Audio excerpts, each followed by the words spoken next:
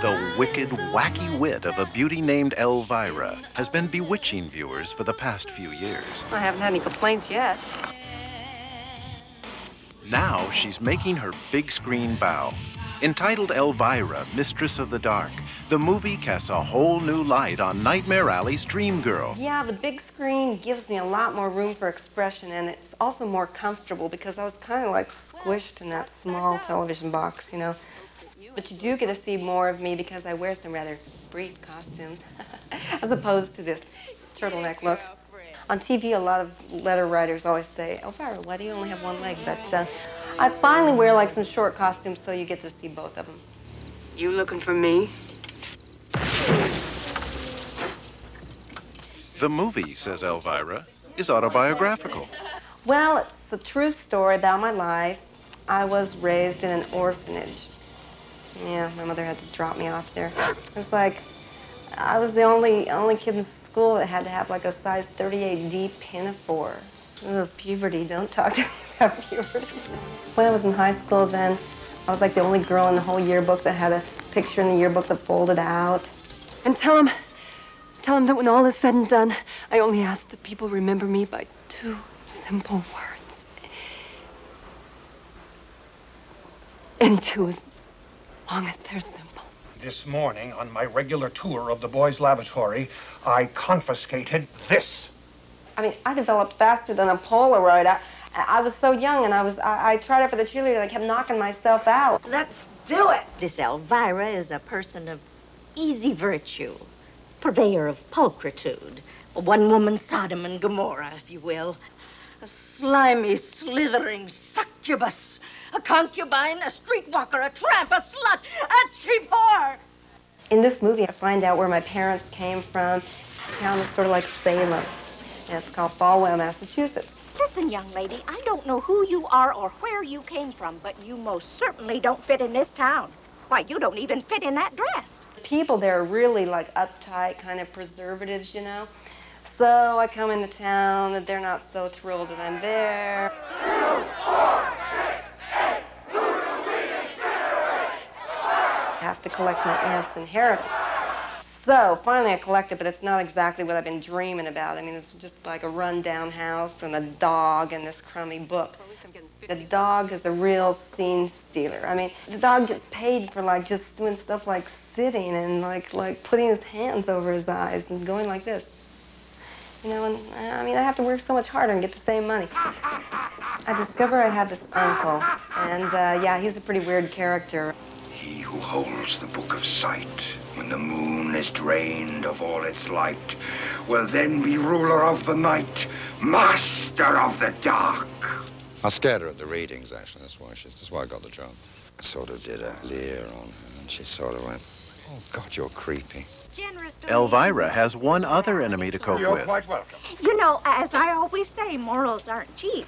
And speaking of cheap, a little birdie told me that Elvira woman is related to you. There's one person in the town named Chastity Pariah who is the self-proclaimed upholder of the morals. I can't remember when I've been this hungry. This was the Morality Club Day picnic.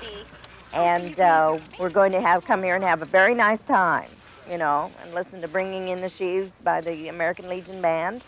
And, of course, Elvira does a pretty turn with her crock pot of casserole. The crock pot turns out to be an aphrodisiac, so the town council gets into a pretty pickle. Oh, boy.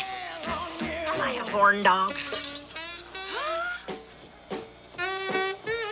The Elvira world is a rather specialized one that has, she finds weird stuff attractive, and she finds strange stuff funny.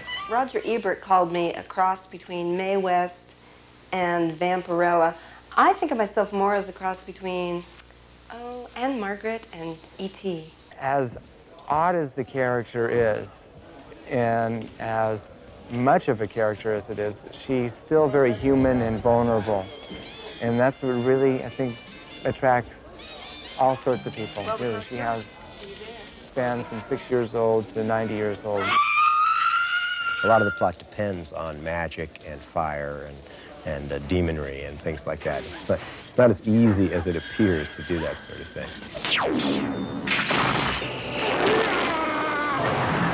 With all the explosions, creeps, crawlies, and monsters, is there anything that scares Elvira?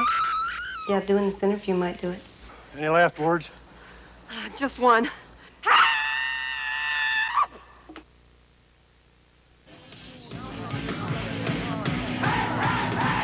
When the sultry siren known as Elvira makes her big screen debut, she'll introduce a bizarre new star car. Hop in, sailor. The movie is Elvira, Mistress of the Dark.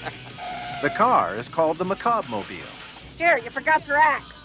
Well, I have my Macabre-mobile, which I hop in and I go across country. And of course, it's a beautiful, refurbished 1958 T-Bird, my favorite car. And we put a little, a few spikes on the dashboard, which is really like gnarly if you're in a collision and you hit your head on the dashboard.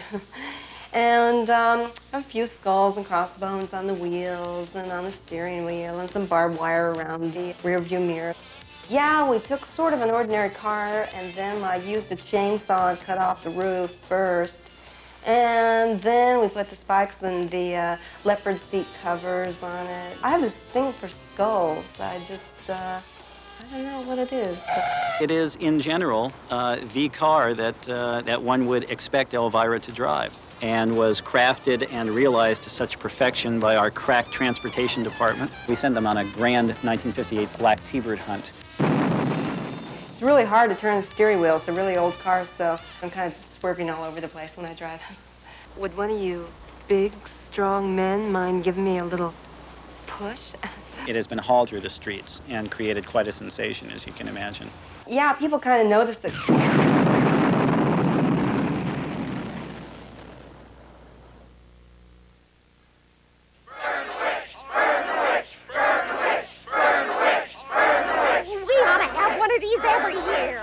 In her motion picture debut as the Mistress of the Dark, the bewitching Elvira has a hot time in an old town at night.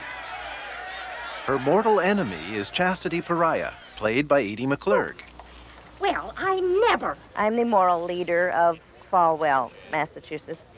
I am the president pro tem and for all eternity of the Morality Club. Chastity, the picnic's a great success. Yes, I think it's something we can all be proud of me for. We put on a picnic that gets a little out of hand. The crock pot turns out to be an aphrodisiac. When they open that pot, they're gonna need all the luck they can get. Oh, I don't believe I've had any of this. I particularly enjoy it as chastity because it's always good to see, the pompous and the person who sets themselves superior brought low. Oh, boy. Am I a horn dog? Edie's been cooking up a lot of laughter in films like Ferris Bueller's Day Off and the hit TV series The Hogan Family. There's our birthday boy! I'm a lot different from all of my characters because many of them are quite extroverted and, bossy. Not that it's any of my business, but then, of course, everything is. Edie McClurg was a Kansas City disc jockey until she came to San Francisco to visit her brother. I went on vacation. Don't ever go on vacation if you don't want to change your whole lifestyle. Her brother introduced her to improv comedy. Within a few years, she'd moved to Los Angeles. Elvira and John Paragon, who wrote the film Elvira, and myself were all in a group called the Groundlings. And I started doing Dear Abby at the Groundlings, answering questions off the cuff from the audiences. So I would just say that, I moved out here from Los Angeles to Los Angeles from Chicago.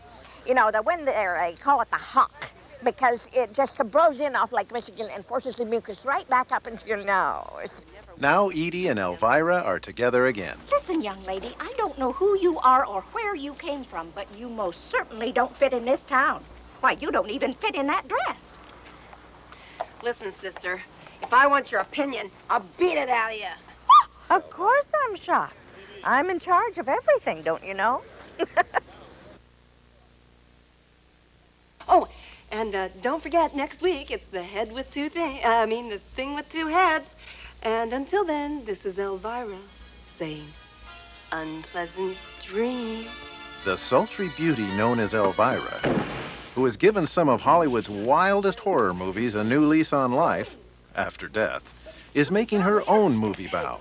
The title of the film is Elvira, Mistress of the Dark. It's a clever title, don't you think?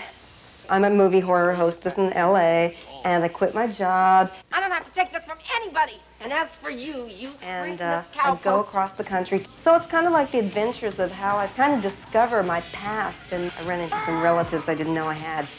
A lot of the plot depends on magic and fire and demonry. The climax of the movie is a confrontation, a kind of a high noon showdown with her uncle, who is a warlock of some 300 years standing. The master shot was the scariest for Elvira, which was the last shot that we did, because the master shot, that's everything burns. And actually, you know, she was 2 feet away from flame on all 4 sides. She was really in a precarious situation. And I said, you are getting the hell out of here as soon as the first explosion goes, because otherwise I'm going to run right through you. And she went, oh, you wouldn't. I said, yes, I sort of would.